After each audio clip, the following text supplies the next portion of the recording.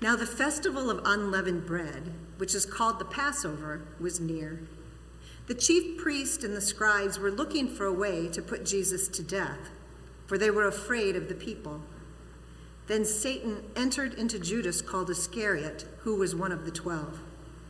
He went away and conferred with the chief priest and the officers of the temple police about how he might betray him to them. They were greatly pleased and agreed to give him money.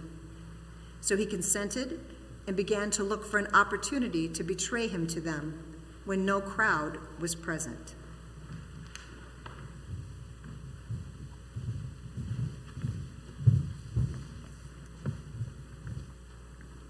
Then came the day of unleavened bread, on which the Passover lamb had to be sacrificed. Jesus sent John and me to prepare the Passover meal.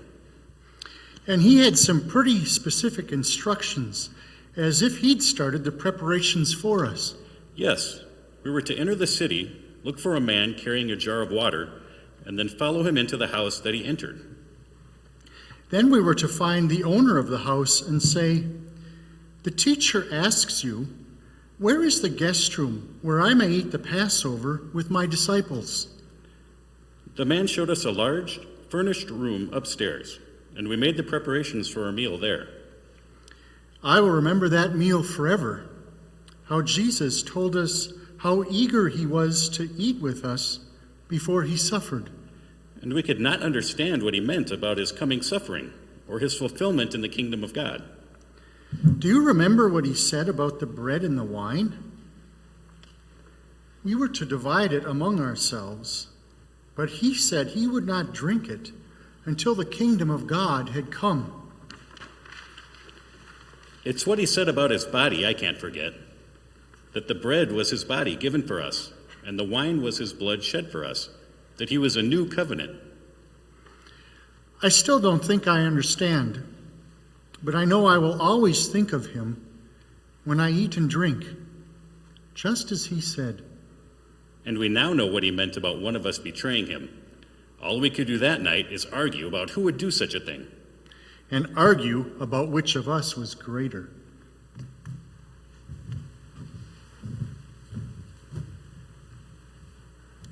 Jesus said to them, "The kings of the Gentiles lord it over them, and those in authority over them are called benefactors. But not so with you. Rather, the greatest among you must become like the youngest, and the leader like one who serves. For who is greater, the one who is at the table or the one who serves? Is it not the one at the table? But I am among you as one who serves. You are those who have stood by me in my trials, and I confer on you, just as my Father has conferred on me, a kingdom, so that you may eat and drink at my table in my kingdom, and you will sit on the thrones judging the 12 tribes of Israel."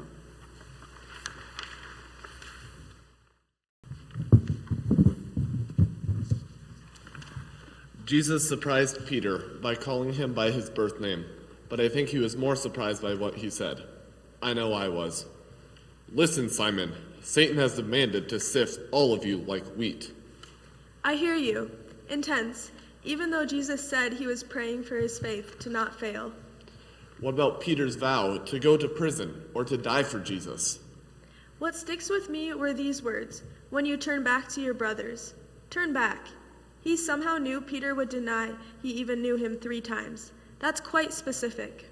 And before the cock crows 3 times that day. He knew.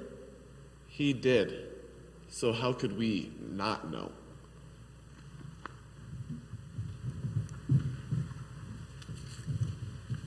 Jesus left his disciples with more specific instructions that night. He said to them, "When I sent you out without a purse, bag, or sandals, did you lack anything?" They said, "No, not a thing." He said to them, "But now the one who has a purse must take it, and likewise a bag. And the one who has no sword must sell his cloak and buy one. For I tell you, the scripture must be fulfilled in me."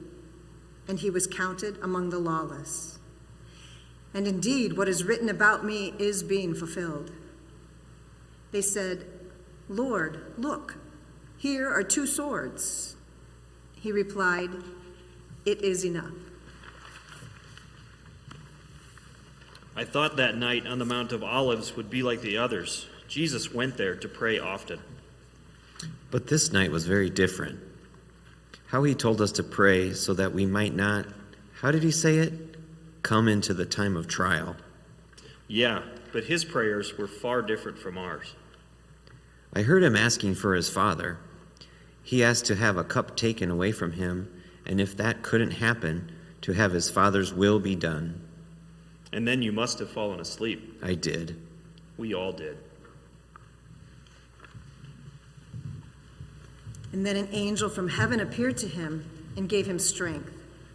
In his anguish, he prayed more earnestly, and his sweat became like great drops of blood falling down on the ground. When he got up from prayer, he came to the disciples and found them sleeping because of grief. And he said to them, "Why are you sleeping? Get up and pray that you may not come into the time of trial." While he was still speaking, suddenly a crowd came, and the one called Judas, one of the 12, was leading them.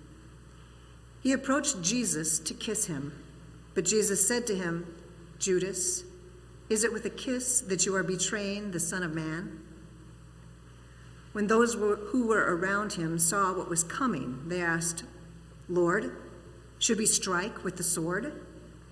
Then one of them struck the slave of the high priest and cut off his right ear. But Jesus said, "No more of this." And he touched his ear and healed him. Then Jesus said to the chief priest, the officers of the temple police, and the elders who had come for him, "Have you come out with swords and clubs as if I were a bandit? When I was with you day after day in the temple, you did not lay hands on me. But this is your hour and the power of darkness."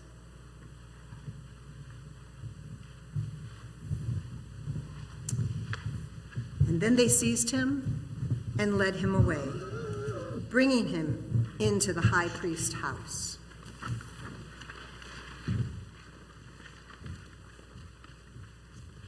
I followed at a distance.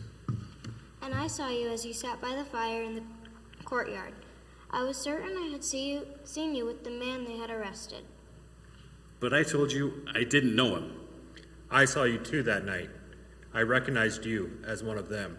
And I yelled at you, "Man, I am not." I insisted that I had seen you with him as well. You are Galilean, same as him. "Man, I do not know what you are talking about."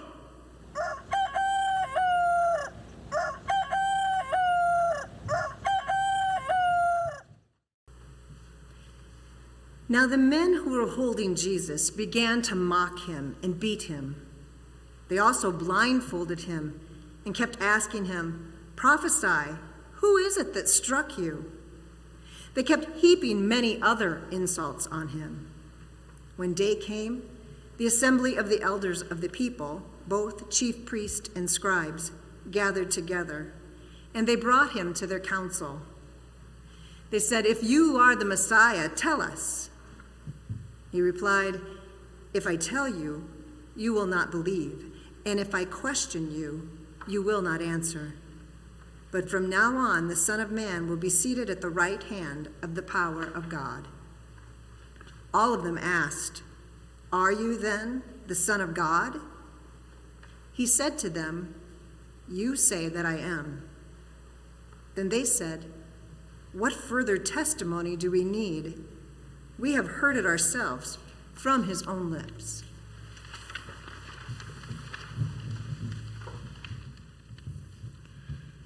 The entire assembly accused him of everything they could, of perverting the nation, of forbidding people to pay taxes to the emperor.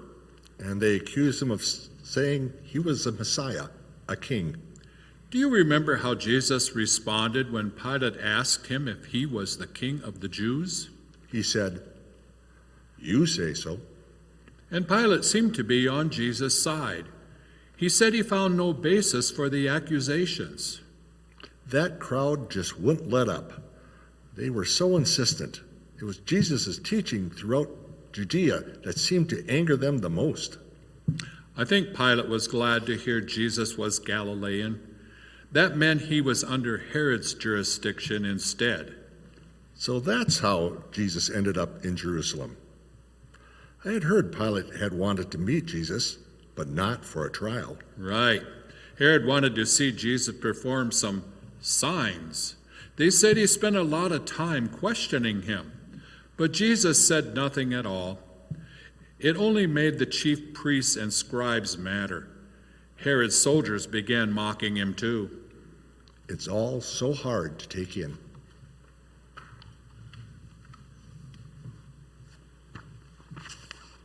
Herod dressed him in an elegant robe and then sent him back to Pilate.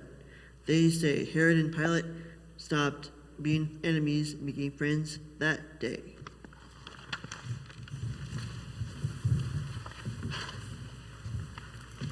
Pilate then called together the chief priests, the leaders, and the people, and said to them, "You brought me this man as one who is perverting the people. And here I have examined him in your presence, and have not found this man guilty of any of your charges against him. Neither has Herod, for he sent him back to us. Indeed, he has done nothing to deserve death. I will therefore have him flogged and release him." Then they all shouted out together, "Away with this fellow! Release Barabbas for us!" This was a man who had been put in prison for an insurrection that had taken place in the city, and for murder. Pilate, wanting to release Jesus, addressed them again, but they kept shouting, "Crucify him! Crucify him!" A third time he said to them, "Why? What evil has he done? I have found nothing in him, no ground for the sentence of death. I will therefore have him flogged and then release him." But they kept urgently demanding with loud shouts that he should be crucified, and their voices prevailed. So Pilate gave his verdict that their demand should be granted. He released the man they asked for, the one who had been put in prison for insurrection and murder, and he handed Jesus over as they wished.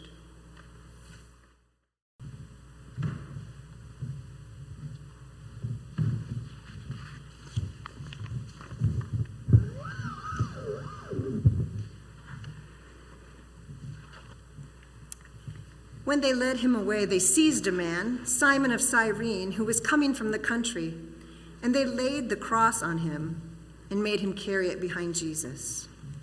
A great number of the people followed him, and among them were women who were beating their breast and wailing for him. But Jesus turned to them and spoke. He said, "Daughters of Jerusalem, do not weep for me, but weep for yourselves and for your children. For the days are surely coming when they will say, 'Blessed are the barren, and the wombs that never bore, and the breasts that never nursed.'" Can you even imagine? And he said that we would want mountains to fall on us. I didn't understand what he meant by, "If they do this when the wood is green, what will happen when it is dry?" As bad as it is, I couldn't look away while he hung on the cross at the skull, there between two criminals. It was so difficult to believe what I was seeing. But he spoke with kindness to those carrying out his sentence, even those casting lots for his clothing. Yes. He said, "Father, forgive them, for they do not know what they are doing." But they fed him sour wine and mocked him in return. "If you are the king of the Jews, save yourself." And that horrible inscription over his head. "This is the King of the Jews." Did you hear the criminals mocking him too? Are you not the Messiah? Save yourself and us. But the other criminal hushed him. He seemed to fear the condemnation of God. Yes. He said that they had been justly condemned, but that Jesus had not. He knew Jesus had done nothing wrong. And he asked Jesus to remember him when he comes into his kingdom. Jesus replied, "Truly I tell you, today you will be with me in paradise." It was now about noon, and darkness came over the whole land until 3 p.m, while the sun's light failed, and the curtain of the temple was torn in two. Then Jesus, crying with a loud voice, said, "Father, into your hands I commend my spirit." Having said this, he breathed his last. When the centurion saw what had taken place, he praised God and said, "Certainly this man was innocent." And when all the crowds who had gathered there for this spectacle saw what had taken place, they returned home beating their breast. But all his acquaintances, including the women who had followed him from Galilee, stood at a distance watching these things. Now there was a good and righteous man named Joseph, who, though a member of the council, had not agreed to their plan and action. He came from the Jewish town of Arimathea, and he was waiting expectantly for the kingdom of God. This man went to Pilate and asked for the body of Jesus. I was so grateful he came forward to ask for the body. Me too. I was afraid our Jesus would not be buried properly. I wasn't close by, but close enough to watch him take Jesus' body down from the cross. He wrapped it in a linen cloth. I'm glad you convinced us to go with you and follow him to that new tomb in the rock.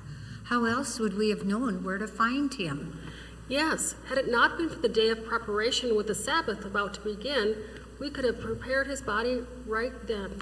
But we did return. With spices and ointments. It was the right thing to do. That time we shared together inside the tomb.